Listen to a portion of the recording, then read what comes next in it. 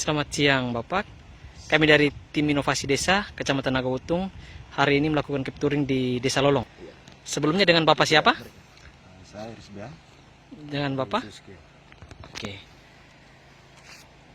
Jadi yang pertama yang melatar belakangi pembuatan tambak garam di Desa Lolong ini apa Bapak?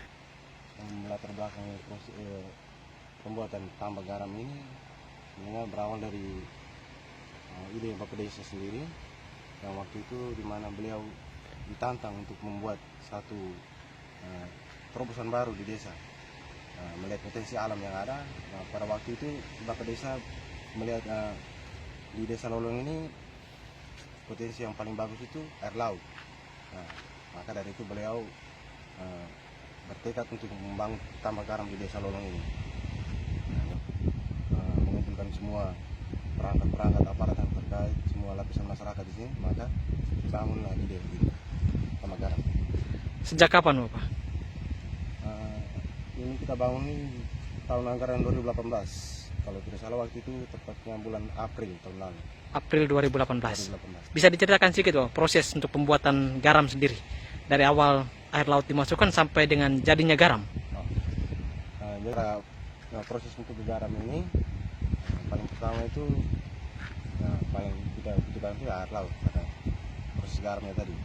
Lalu untuk membuatnya jadi garam itu ada alat dan bahan yang dibutuhkan.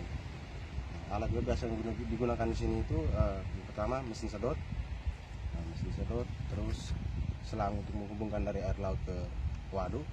Kemudian petak-petak yang sudah dikerjakan ini menjadi petak waduk pertama, pemindai 1, pemindai 2, pemindai 3, PAT dan meja garam, terakhir meja jemur. Untuk lamanya waktu dari air laut dimasukkan sampai jadinya garam, itu butuh waktu berapa lama Bapak? Biasanya kalau proses awalnya ketika petak masih kosong, kita membutuhkan waktu paling kurang 1 minggu untuk proses pengisian air saja, untuk memenuhi semua petak-petak yang ada. Kemudian untuk dia proses garam air laut tadi menjadi kristal itu dibutuhkan juga sekitar 1 minggu. Itu juga tergantung dari cuaca. Kalau mataharinya sinarnya bagus, maka dia paling cepat ya 1 minggu. Tapi kalau lama, maka dia bisa molor sampai 2 minggu. Lalu untuk dari kristal tersebut yang menjadi ke garam itu, jika dia dalam proses awal itu biasanya rentangnya 10 sampai 14 hari untuk jadi garam. Yang garam yang kita siap panen. Setelah kita panen pertama, biasanya itu dia berkisar antara paling lambat 10 hari, paling cepat 5 atau 4 hari untuk kita panen. Jadi perkiraan kita dalam 1 bulan itu rata-rata kita bisa panen 4 kali. 1 bulan 4 kali panen? Ya. 1 kali panen hasilnya berapa ton?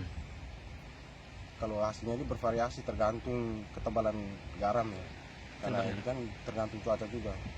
Tapi kalau sesuai yang kita sudah uji coba di tahun 2018, hasil panen kita panen pertama ton lebih. Berton lebih. Petak yang pertama ini adalah petak yang biasa disebut dengan waduk. Ini sebagai sumber air atau tempat air yang pertama untuk kita offer ke petak berikut untuk dijadikan garam tadi. Pemindai pertama ini adalah stok air yang dari waduk tadi dibuang ke waduk kedua untuk dipindahkan lagi ke waduk kedua. Ini waduk pemindai pertama.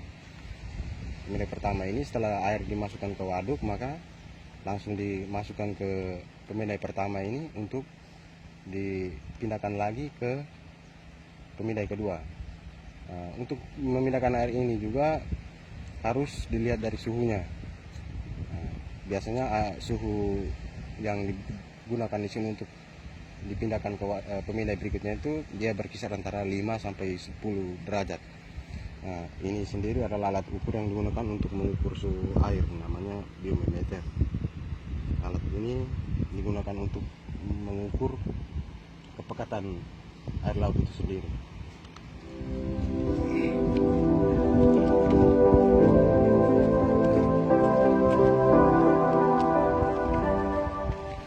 Ini pemindai kedua ini juga sama fungsinya seperti pemindai pertama, namun di sini ukuran ketebalan air lautnya dia semakin tipis.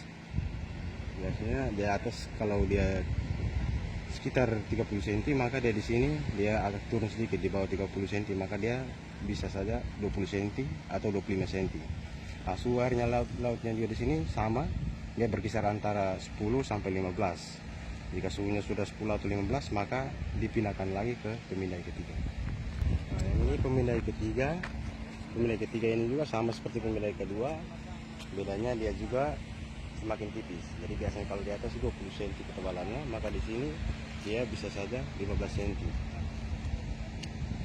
Jadi di pemindai ketiga ini adalah kunci untuk masuknya air laut ke meja PAT. Ya, ini adalah petak PAT, petak di mana persiapan untuk pemindai garam.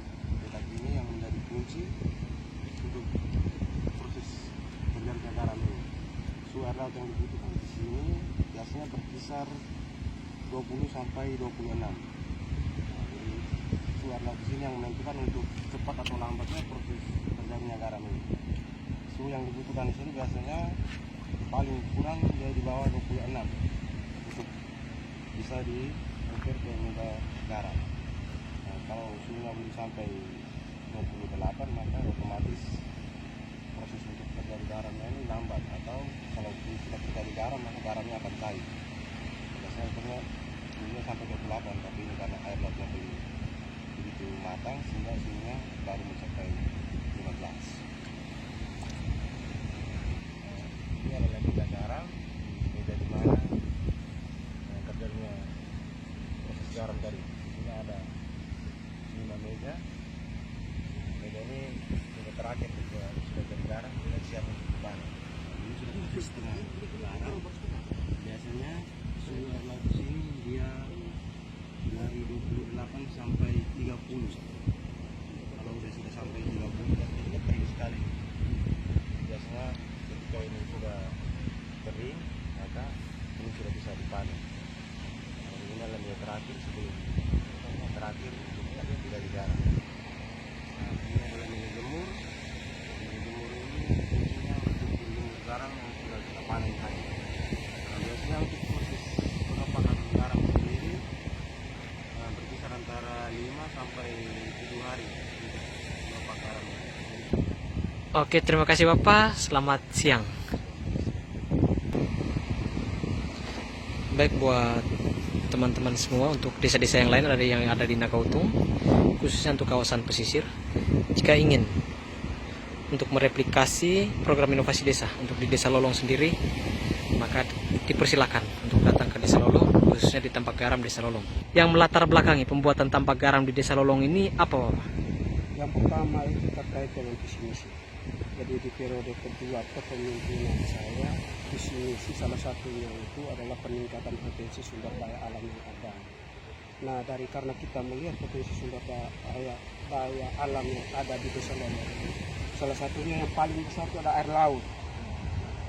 Sumber daya alam, air laut.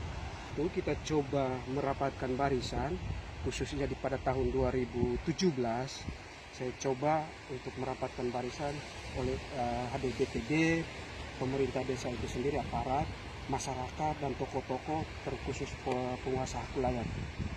Kita coba bangun diskusi dan kita menyampaikan gagasan ini. Ternyata memang awalnya itu responnya tidak terlalu bagus, karena mereka berpikir bahwa uang begitu banyak yang keluar tapi belum tentu hasilnya itu ada. Tetapi itu saya punya komitmen bahwa mau dan tidak mau harus lakukan, dan itu kita provisiat untuk pengelola, karena ini kita sudah serahkan ke BUMDes untuk mengelolanya, sehingga pemerintah desa hanya kontrol pengawasan terhadap kegiatan yang ada. Selebihnya omong tentang manajemennya ada di BUMDes.